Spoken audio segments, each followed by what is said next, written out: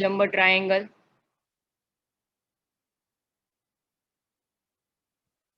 Okay, one plane passes through it. So it is used for the division of the 9 quadrants of abdomen. That is the supracrystal plane. Anything else clinically?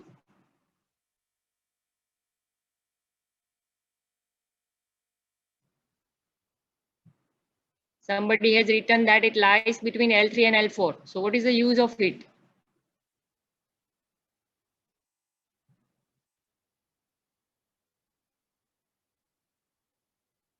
See, the highest point of iliac crest lies between the spine of L3 and L4. So it is used for lumbar puncture. I will show you the figure.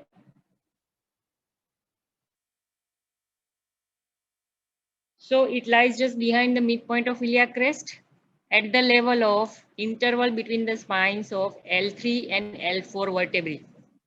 And it helps to determine the site for the lumbar puncture. See, the positions of the patient is a flex position. Now the anesthetist trace the highest point of iliac crest, both iliac crest behind. And you can reach in between the L3 and L4. And needle will inserted into the interval between the L3 and L4. And this is used for the giving the any spinal anesthesia in any surgery below the level of umbilicus. It is also used to withdraw the CSF, cerebrospinal fluid, for the various investigation done for the diagnosis or confirmation of the diagnosis of the meningitis. So this is the use of the highest point of iliac crest. Again, you will learn in the clinical side also, like the person will trace both the highest point posteriorly and reach up to the interval between the L3 and L4. So it is used for the determination of the site for giving the lumbar puncture. So remember the clinical significance of highest point of iliac crest. Now morphological division, I think you must know it will be divided into two segments. Anterior 2/3 is called ventral segment. Posterior 1/3 is called dorsal segment. Again, in the ventral segments, the features are it has inner lip, outer lip, and intermediate area. So inner border is called inner lip, outer border is called the outer lip, and in between these two, there lies intermediate area. Dorsal segment divides into the two slope, medial and lateral slope, separated by one ridge, that is intermediate ridge. So these are the morphological features of the iliac crest. Now the attachments of the iliac crest. Very, very important in your viva. Anterior superior iliac spine gives the attachment of inguinal ligament with one muscle that you must know. Which muscle attached to the anterior superior iliac spine? That is the sartorius. Posterior superior iliac spine, here there lies the attachments of sacrotuberous ligament. Tubercle of iliac crest gives the attachments of iliotibial tract. Now there are certain attachments of the outer lip. Whole outer lip, whole extent gives the attachment of fascia lata, which is the deep fascia of lower limb. In front of tubercle, there is the origin of tensor fascia lata. Then in its anterior 2/3, there is insertion of external oblique muscle that you have seen the last time. Behind highest point of iliac crest, origin of latissimus dorsi. So these are the attachments of iliac crest. Now here you can see on the anterior superior iliac spine, inguinal ligament, posterior superior iliac spine, sacrotuberous ligament. In front of tubercle of iliac crest, on the outer lip, there is origin of tensor fascia lata. In its behind the highest point of iliac crest, on the outer lip, origin of latissimus dorsi. In its anterior two-third, insertion of external oblique muscle. In its whole extent, fascia lata, and in the tubercle of iliac crest, attachments of iliotibial tract. Now the attachments of inner lip. In its anterior two-third, origin of transversus abdominis. Just deep to the transversus abdominis, inner lip gives the attachment of fascia transversalis and fascia iliaca. In its posterior one-third, origin of quadratus lumborum, which is the one of the muscle of posterior abdominal wall, and the thoracolumbar fascia. In the intermediate area, there is origin of one muscle, that is internal oblique. So in the inner lip, in its anterior two-third, transversus abdominis. Deep to the transversus abdominis, attachments of fascia transversalis and fascia iliaca. In its posterior one-third, quadratus lumborum. And if you remember, the quadratus lumborum is covered by the layer of the thoracolumbar fascia. So these are the attachments of inner lip and intermediate area. Intermediate area में क्या आएगा? Internal oblique. Origin of internal oblique. Now the attachments of dorsal segment. You have already learned in the lower limb. From its lateral slope or the outer slope, origin of gluteus maximus. In its medial slope, origin of erector spinae. And in between the slope, the ridge gives the attachment of fascia. So here you can see the on the outer slope, gluteus maximus, erector spinae. Erector spinae is one of, and in the intermediate ridge, attachments of posterior layer of the thoracolumbar fascia. Now this is the superior ramus of the pubis. Now let us see the pubis. Portion of the pubis related with the abdomen. So pubis is made up of two rami, superior and inferior ramus, and one body of the pubis. So this is the body of pubis. This is the inferior ramus of the pubis. Now there is one tubercle, that is pubic tubercle. So it gives the attachments of inguinal ligament and ascending loop of the cremaster muscle. If you remember the attachments of cremaster muscle, it is in the form of the U-shaped loop. So ascending limb or ascending loop attached to the pubic tubercle. Now in the male, it is related with the spermatic cord. This is very, very important relations. It is frequently asked in your viva. The pubic tubercle is related with the spermatic cord in male. So two attachments and one relations: inguinal ligament, ascending loop of the cremaster muscle, and spermatic cord. Extending from the anterior superior iliac spine to the pubic tubercle. This is the inguinal ligament.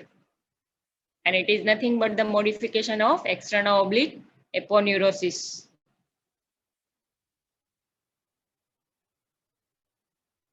Now, two pubic bone unite in the midline and it form one joint that is called the pubic symphysis, and it is of the secondary cartilaginous joint. Now pubic crest. So it gives the attachment of two head of the rectus abdominis. We have already seen it.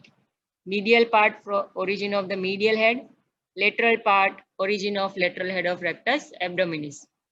Along with it, pubic crest also gives the attachments of pyramidalis. So these are the attachments of the pubic crest. Now this is the inner surface or the pelvic surface of the pubis. Now there are certain important structures of the important viscera of the abdomen which lies just behind the pelvic surface of the pubis. So what are the important relations? Behind the body of the pubis, there is urinary bladder. Behind the superior ramus of the pubis, It is related with the ductus deferens in male and round ligament of uterus in female. See here, this is the urinary bladder.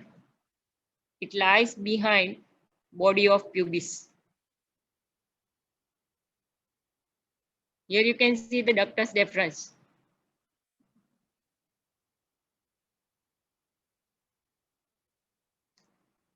It enters into the spermatic cord by passing behind the superior ramus of the pubis.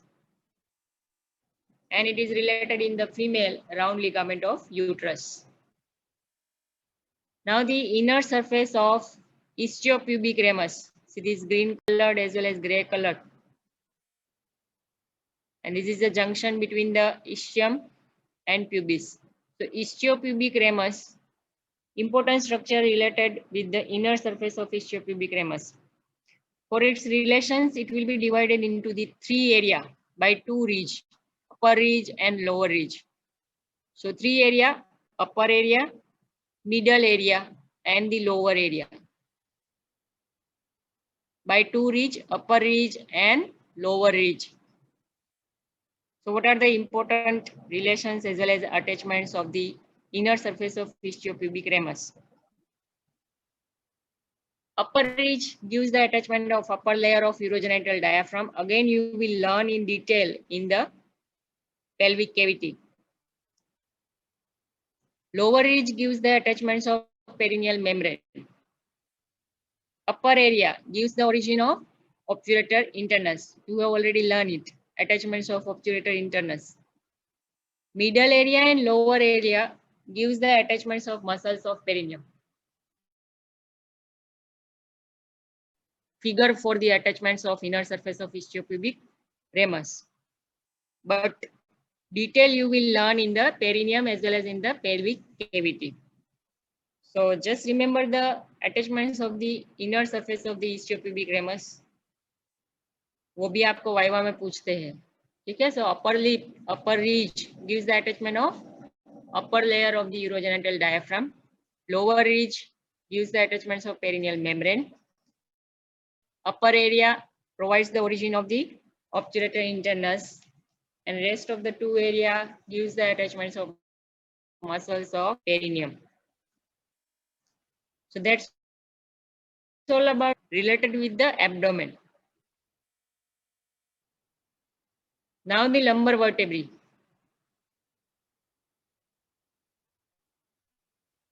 Before that, let us see what is the vertebral column.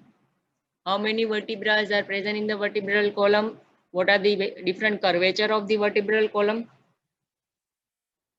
So there are 33 vertebrae and there is only the 31 pairs of spinal nerves. Out of the 33, 7 in number, thoracic are 12, 5 lumbar vertebrae, 5 sacral vertebrae, and 4 coccygeal. So remember the numbers of the vertebrae which form the vertebral column. In the adult, 5 sacral vertebrae as well as 4 coccyx, they fuse together. It forms the sacrum as well as coccyx. 5 lumbar, 5 sacral, and 4 coccygeal. Total number of the vertebrae are the 33. Again, here you can see the formation of the vertebral column. If you see in the lower part, 5 sacral vertebrae fuse together to form the sacrum, and 4 coccygeal vertebrae fuse together to form the coccyx. So there are 7 cervical, 5 lumbar, 5 sacrum forming the sacrum, and 4 coccygeal vertebrae forms the coccyx.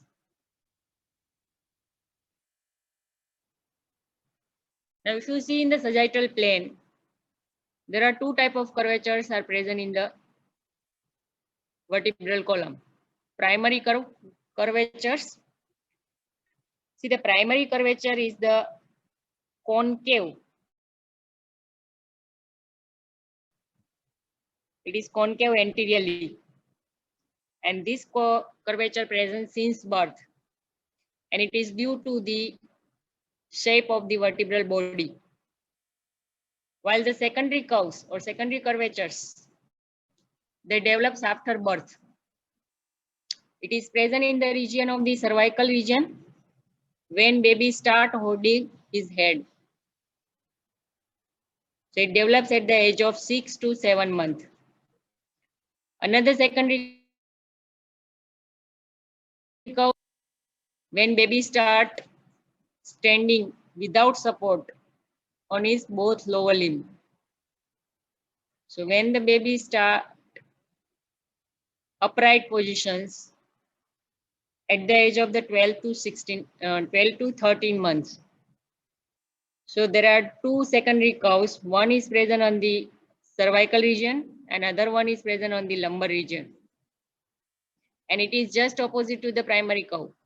The primary curve is the concave, is the convex anteriorly.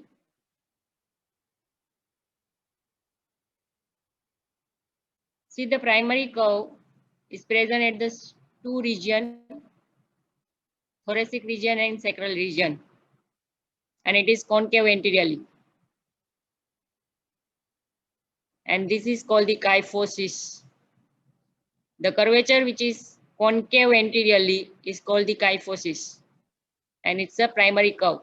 It's present in the thoracic region as well as in the sacral region. Birth, and it is convex anteriorly, and it is present at the two regions. Cervical region develops at the age of 6 to 7 months when baby start holding his head upward. Lumbar region, lumbar lordosis or lumbar curvature develops at the age of 12 to 13 months.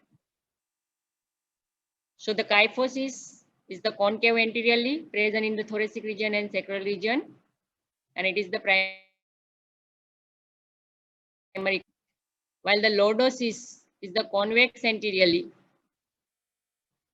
Two type of lordosis, cervical and lumbar lordosis, and it develops after birth. Cervical lordosis developed at the age of 6 to 7 months. Lumbar lordosis developed at the age of the 12 to 13 months. So these are the sagittal curvatures present along the length of the vertebral column. Now let's come to the main part of the typical vertebrae. What are the characteristic features of each vertebrae? These features are common for all the vertebrae, for the cervical, thoracic, lumbar, and sacral, as well as coccyx. So what are the features of this? It is made up of two parts. One is the body and second is the neural arch or the vertebral arch. Body is having a four surface: superior, inferior, anterior, and posterior. I will show you the figure. Vertebral arch. Now what is made up of? Vertebral arch is made up of the two transverse processes and one spine or the spinous process. And there are four articular processes, two superior, two inferior. Now there are pedicles and lamina. So these are the features. This is what the vertebral arch is made up of. Is made up of pair of the transverse process, one spine process, two superior articular process, two inferior articular process, and the paired of the pedicles and lamina. Now there is one vertebral foramen which is called the spinal foramen. See, vertebral foramen of all the vertebrae together form the vertebral canal. In between the vertebrae there lies intervertebral foramen. See the features of the typical vertebrae. See, this blue colored is the vertebral body, and rest of the portion is called the neural arch. So it is made up of the two part, vertebral body anteriorly and the neural arch posteriorly. In between these two, if you see, there lies vertebral foramen. This is the vertebral foramen. Whole vertebra together form the vertebral canal. What it transmit? Can anybody write what the vertebral canal transmit?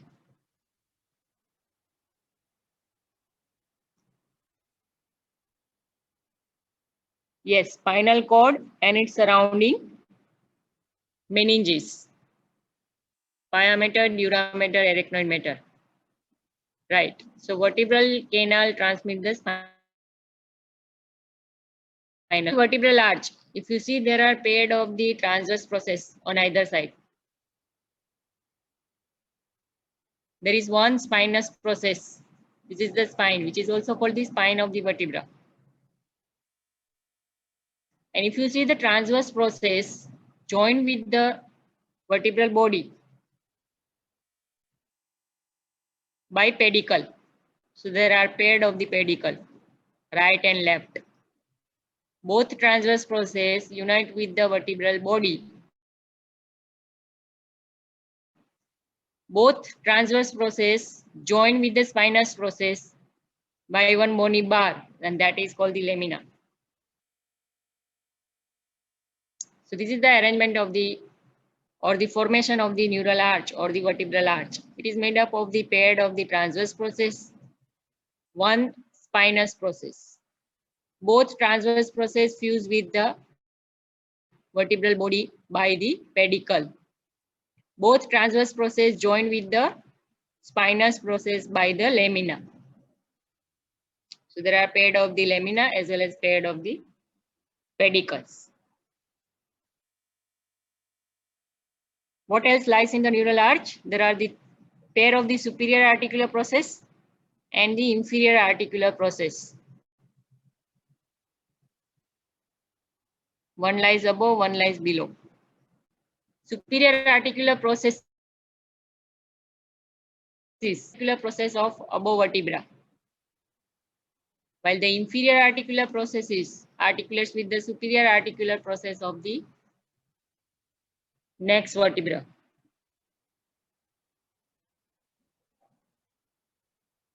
Now, if you see the superior articular process and in between the body of vertebra, there is one notch. That is the superior vertebral notch. Just like that, inferiorly there lies inferior vertebral notch.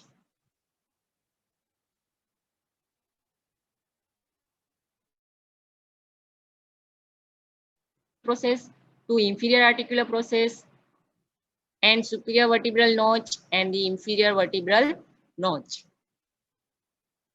Again, you can see the superior articular facet and the inferior articular facet. Now see the articulation of the vertebra. Superior, as I told you, the superior articular process of one vertebra articulate with the inferior articular process of other vertebra. It is known as zygapophyseal joint, and it is a plain synovial joint. In between the body of vertebra, there is the intervertebral disc is present in the midline, and it's of the symphyseal type of the or the secondary cartilaginous joint. So joints between the vertebra, two type of joints are there: zygapophyseal joint, which is a plain synovial joint, and intervertebral disc, which is of secondary cartilaginous joint. Articulation between the two vertebra. Now, few word about the intervertebral disc, what it made up of and what is the function of this disc. It has two parts. If you see here in the figure, outer part, which is in the form of the various layer, and the central part. So outer portion is called the annulus fibrosus, and the central portion or the middle portion is called the nucleus.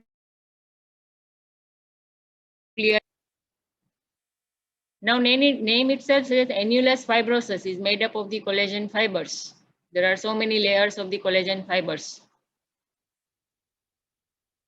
This is called the lamina. Lamina is formed by the layers of the collagen fibers. What is the function of this fibrous part? It provides the tensile strength to the intervertebral disc. the nucleus pulposus, which is the inner portion or inner structure. See here. It is gelatinous in structure, having a high water content. As compared to the annulus fibrosus, it is made up of the mainly the gelatinous. And that's why it provides the axial strength. See, this is the normal position of the intervertebral disc without weight bearing. And if you see, if the person is carrying the weight, there is a compression along the central axis. So this is the what it made up of. Intervertebral disc is having two parts. Outer portion is called annulus fibrosus. Inner portion is called nucleus pulposus. Annulus fibrosus is made up of various layers of the collagen fibers. Nucleus pulposus is gelatinous in structure and provides axial strength, while the annulus fibrosus provides the tensile strength. Foramen. I told you there is two notch. There are the two notch, inferior vertebral notch and the superior vertebral notch. So both will articulate with each other and it forms the intervertebral foramen. So superior vertebral notch of below vertebra and the inferior vertebral notch of the above vertebra articulate with each other and form. What it transmit? Anyone? Which are the structure passing through the intervertebral foramen?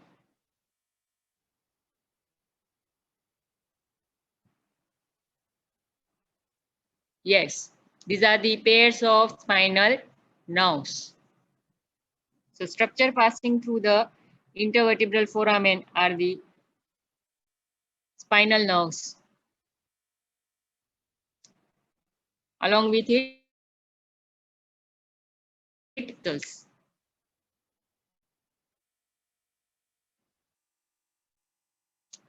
see, the vertebral canal transmits the spinal cord, and on either side of spinal cord, the spinal nerve emerges, and it passes through the intervertebral foramen.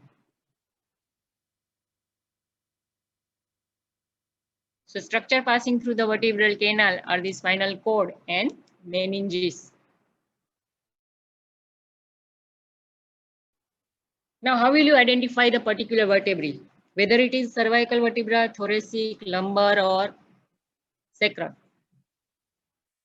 So, what are the identifying features of the particular vertebrae? वो भी आपको viva में पूछते हैं. So, the main identifying features of the cervical vertebrae is the presence of foramen transversarium in its transverse process. See, these two are the transverse process. And here there is one known as foramen transversarium. So it is the main identifying features. You can note it down. What is the identifying feature of the cervical vertebrae? So many features are given in your textbook. Again, detail you will learn in the head and neck. But right now you just remember the one identifying feature of each vertebrae. For the cervical vertebrae, it is the presence of the foramen transversarium.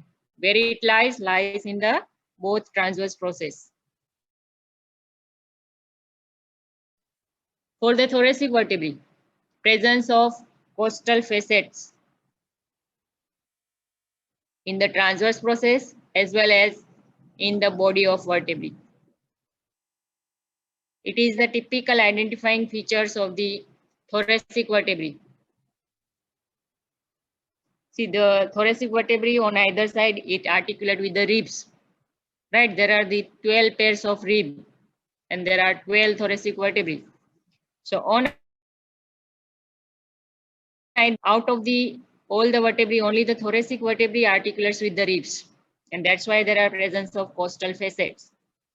Costal facets are present on the transverse process as well as they are present on the body of vertebrae. So the presence of costal facet is the main identifying feature of the thoracic vertebrae. For the lumbar vertebrae, there is no foramen transversarium, there is no costal lumbar vertebrae. If you see the body of vertebrae, it is the largest of all the vertebrae. Body of lumbar vertebrae is the largest among all the vertebrae. So the main identifying features of the lumbar vertebrae is the absence of costal facet and absence of foramen transversarium. There is no costal facets and there is no foramen transversarium. That's how you differentiate the lumbar vertebrae. And the body of vertebrae is the larger. Total number of lumbar vertebrae. There are 5 vertebrae. 4 are the typical lumbar vertebrae. And only the 5th is the atypical lumbar vertebrae. तो आपको lumbar vertebrae में भी which are the typical vertebra, which are the atypical vertebra, वो भी याद रखना है. Upper 4, L1 to L4 are the typical lumbar vertebrae. Only the 5th lumbar vertebrae is the atypical. वो भी आपको identify करना आना चाहिए. Now, what are the features of the typical lumbar vertebrae? See the body of this vertebrae. These are the, as I told you, these are the largest among the others, and it is of kidney shaped. Pedicle, if you see, it is strong and directed backward. These are the pedicle, through which the transverse process fuse with the body of vertebrae. So the pedicle are strong and directed backward. Spinous process. See the position of spine. It is straight horizontal, projected backward. And if you see the shape of this spinous process, it is quadrangular, short, flat, and quadrangular. So the spinous process lies horizontal, projected backward, and these are the short, flat, and quadrangular in shape. Transverse process. See here. Transverse process, if you compare it with the thoracic region, these are the tapering. Intervertebral foramen are the larger among the other intervertebral foramen, but still there are the more chances of nerve root compression in the lumbar region.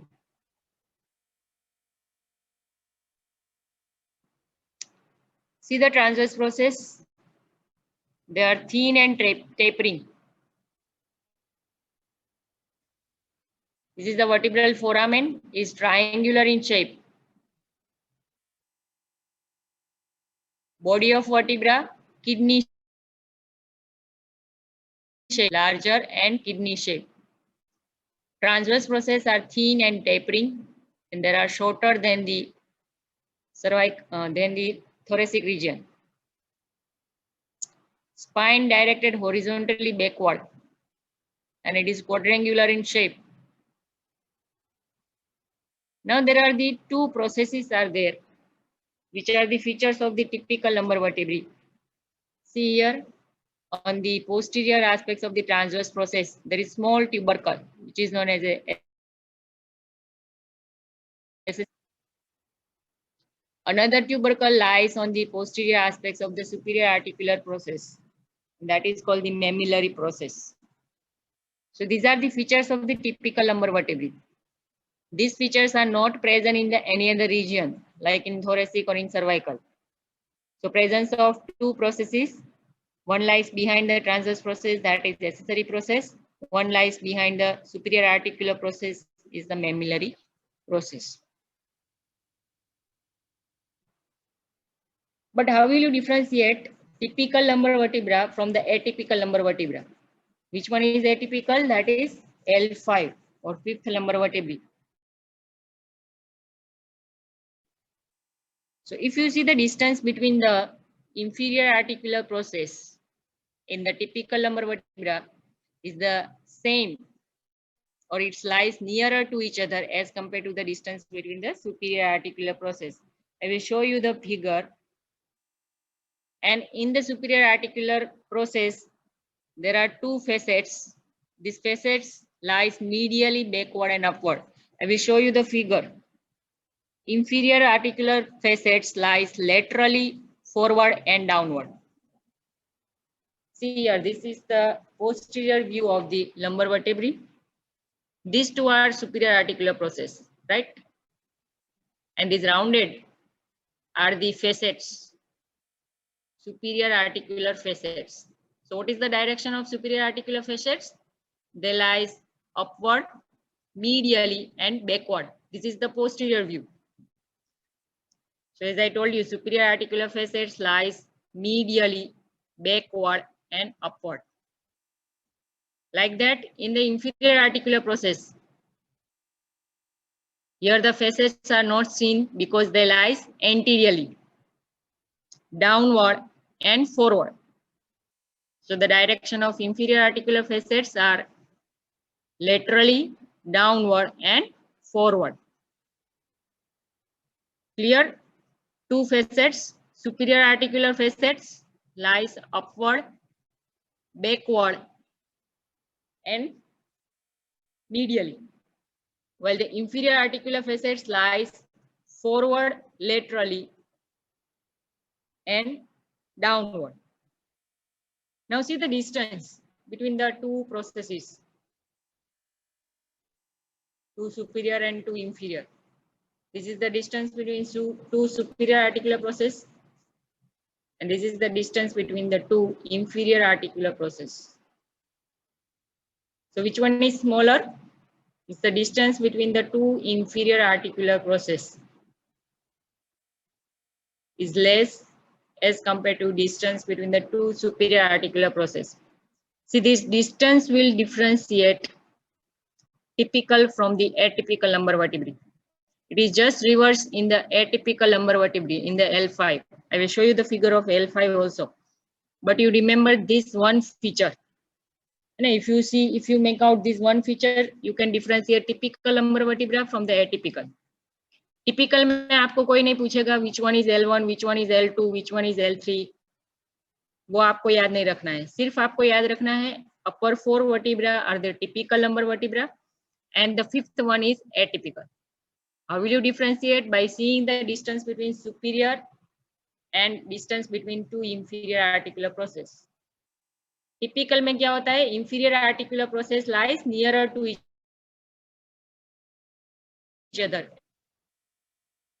Now fifth lumbar vertebrae. What are the features of fifth lumbar vertebrae? There are so many features are given in your textbook, but if you remember one feature, that is the distance between the two processes, superior and inferior, you can easily differentiate fifth one from the L1 to L4. So the body of vertebrae of the fifth is the largest among all the five lumbar vertebrae.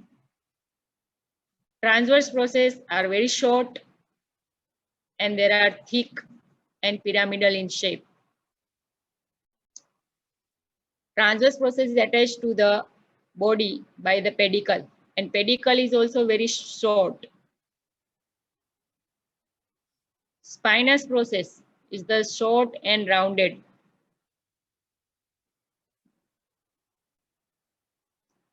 See here, distance between the two superior articular process and distance between the two inferior articular process.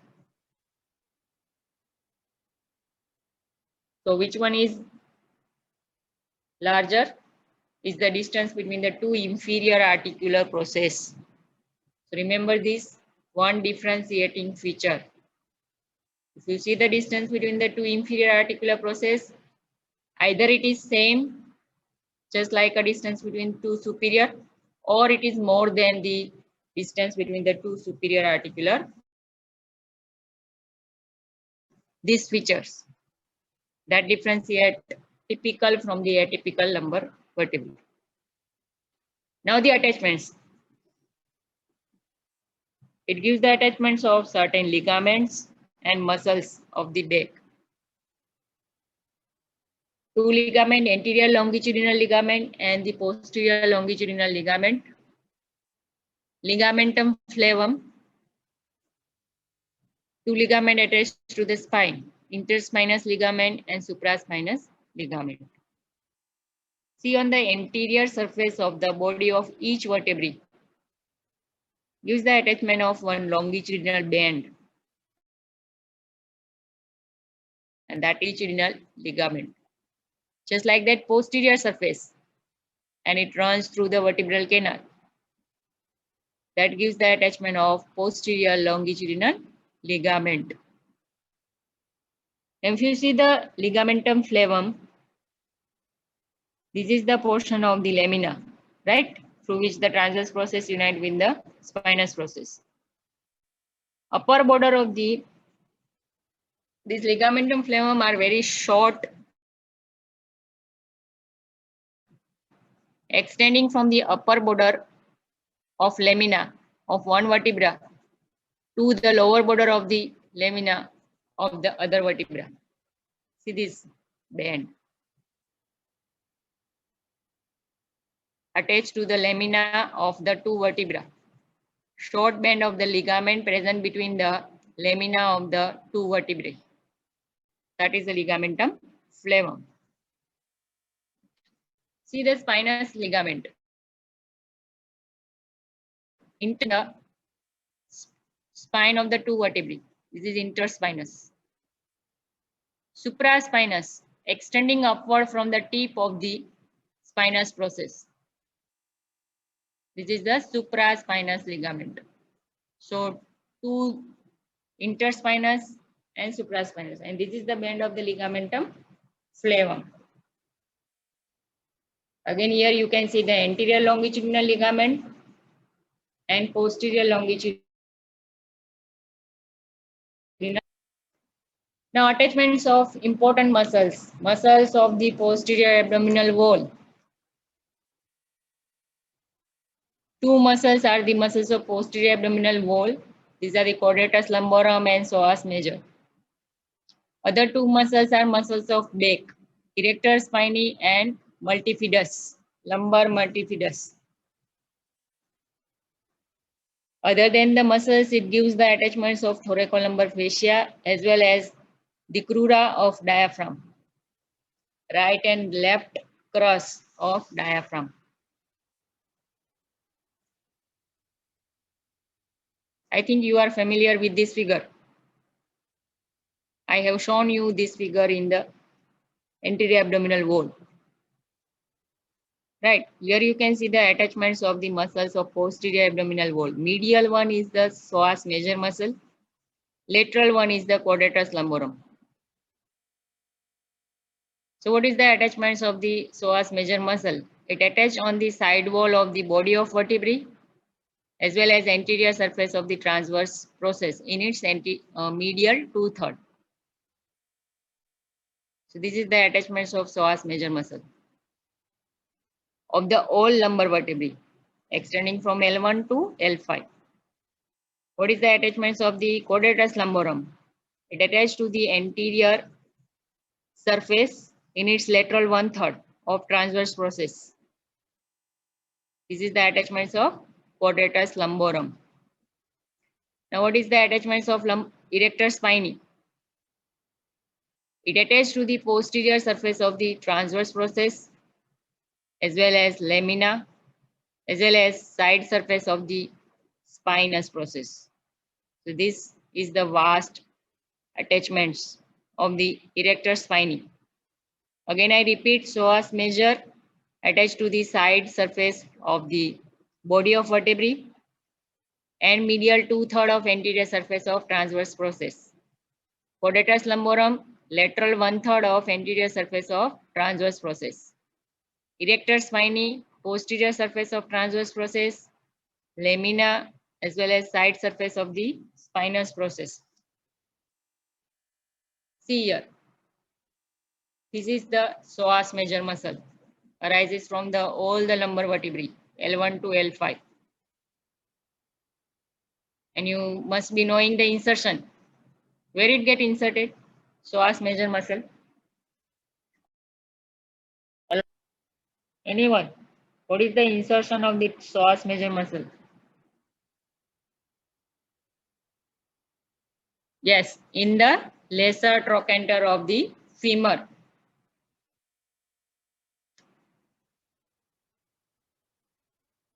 Now this is the quadratus lumborum. See the attachments on the transverse process in its lateral 1/3 origin.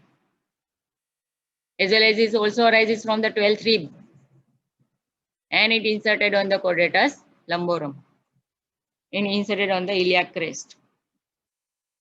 Again you can see here both attachments of psoas major and attachments of quadratus lumborum. Now the vertebral foramen. Vertebral foramen of the lumbar vertebrae, what it transmits? Vertebral foramen of L1 transmits the lower end of the spinal cord, and that is called the conus medullaris. Spinal cord in adult, it ends at the lower border of the L1. So that the vertebral foramen of the other lumbar vertebrae, it transmits the another portion that is called the coda equina. Detail you will learn in the brain. So L1 transmits conus medullaris, while the other vertebra transmits the coda equina. Now let us see certain clinical aspects of the lumbar vertebrae. Most important or most common clinical conditions is the sacralization of fifth lumbar vertebrae. What does it mean? See the features, in this case, the features of the fifth lumbar vertebrae resembles with the sacrum. What does it mean? If you see the transverse process of the L5 fuse with the upper surface of sacrum, this type of features is known as sacralization of fifth lumbar vertebrae. क्या होता है इसमें transverse process का fusion हो जाता है and so that it resembles with the sacrum. So what are the signs and symptoms of this type of clinical condition? There is a compression of L5 spinal nerves due to the narrowing of the intervertebral foramen. So that is the sacralization of L5. Spina bifida. It is the embryological or developmental conditions in which, if you see, the neural arch fails to fuse posteriorly. So there are two spines, which is known as spina bifida. Detail you will learn in the embryology. So in this case, if you see here, this spinal cord, they lie just beneath the skin. It is not covered by the neural arch. So it projected outward just beneath the skin. Spondylolisthesis. Slipping of the fifth lumbar vertebrae over the upper surface of sacrum, body of vertebrae. This condition is called the spondylolisthesis. The body of fifth vertebrae slides forward. Disc prolapse. So disc prolapse is not the slipping of the whole disc. See here. Layman में क्या term use करते हैं? गादी खसी गई. गादी means disc. But remember one thing, that whole disc will not slip in the disc prolapse. There is only the one portion, the central portion is called the nucleus pulposus. So nucleus pulposus slips either forward or backward in between the annulus fibrosus, and that condition is called the disc prolapse. So disc prolapse में कौन सा portion slip होता है? Only the nucleus pulposus due to the weakness of the annulus fibrosus. Here you can see the tearing of the annulus fibrosus. And most common site for the disc prolapse is the posterolateral. And in that condition, it will compress the spinal nerve root. Here you can see the compression. So this is the disc prolapse. So what are the clinical conditions that we have seen? One is the sacralization of fifth lumbar vertebrae, spina bifida, spondylolisthesis, and disc prolapse. So that's all about the lumbar vertebrae as well as hip bone. Any question?